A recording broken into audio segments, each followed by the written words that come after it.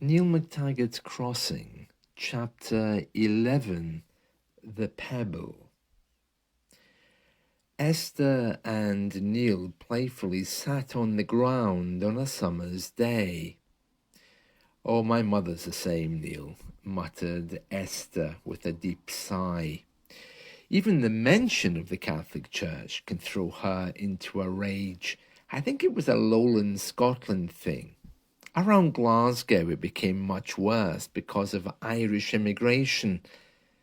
My mother's family came from Kobani, but my father's people were from Skye, and they never seemed to carry the same bitterness. You do know that my mother and your uncle are cousins of sorts," she continued. No, I didn't know that, Esther. How are we actually related?" he replied. Neil was cautious. The conversation had the capacity to change things.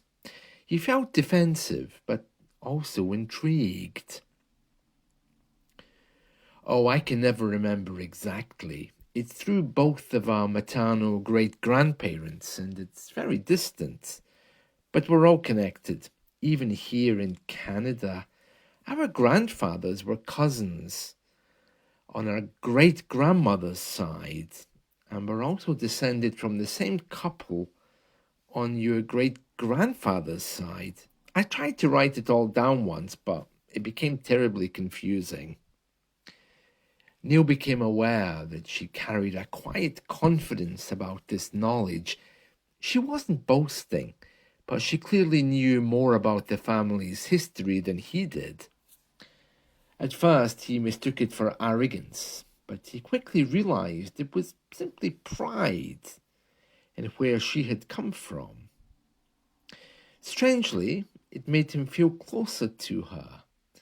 It took him a moment to process it all. "So, on my mother's and Uncle Robert's sides, you mean through their parents?" "Exactly. Maggie used..." Esther stopped suddenly, giving Neil the opportunity to ask. "Maggie used to what?"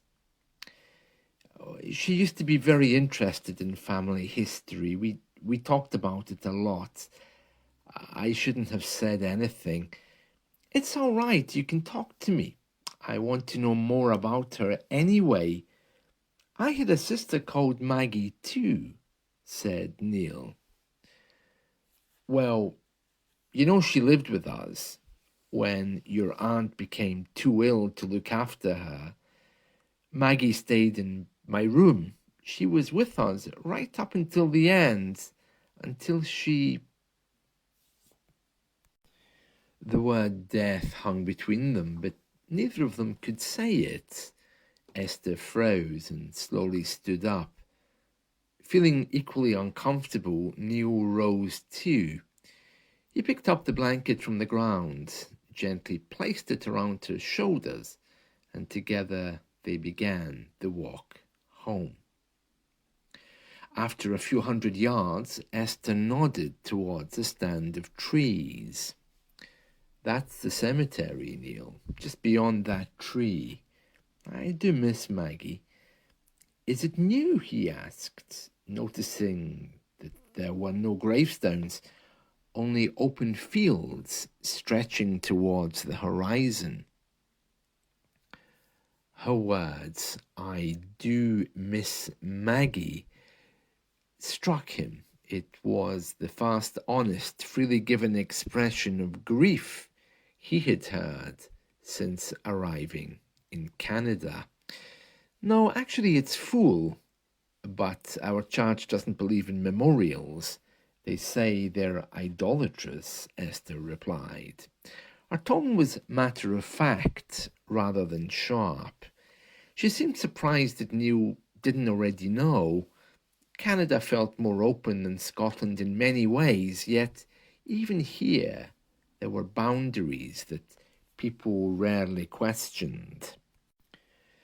For a few moments they stood looking across the empty field where memories seemed to drift like angels over the long grass. Death felt strangely honest here. If there was anywhere it was acceptable to speak about Maggie, surely it was where she had been laid to rest. They followed one of the muddy paths across what looked like an ordinary meadow.